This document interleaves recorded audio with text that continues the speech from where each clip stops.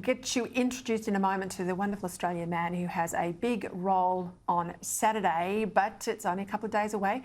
King Charles III will be crowned on Saturday, not coronated, as you know. Kel's been right onto us about that.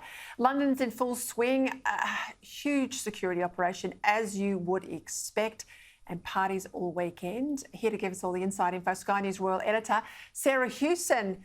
Well, we're at the business end now, almost a showbiz day on Saturday. Sarah, what's the mood like in London? Are you ready?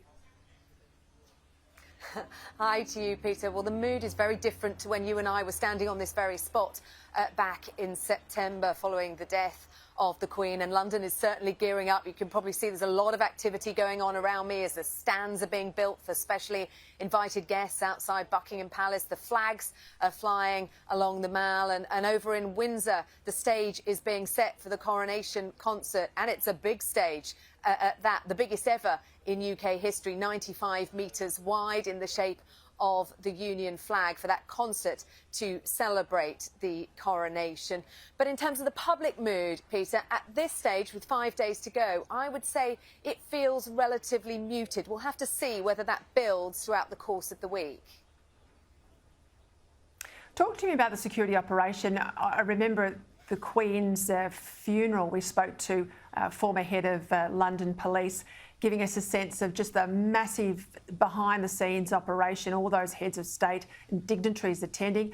Very much the same thing again, but it's not just the usual risk of terrorism, as terrible as that is, but you've got all these climate protesters and all the sort of stunts that can happen nowadays. How's that all coming together?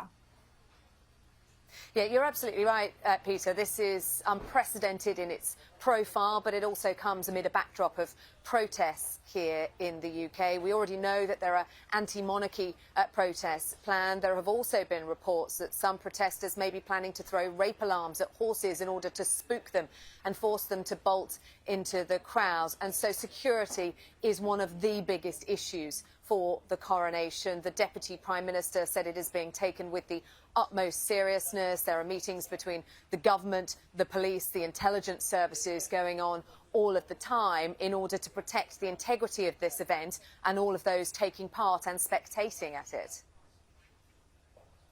Well, I'm looking forward to speaking to you every night this week as we lead into Saturday. Like many Australians, I'm going to do something special on Saturday and sit down and watch it all myself. But I hope you enjoy what is a moment in history. Thank you, Sarah.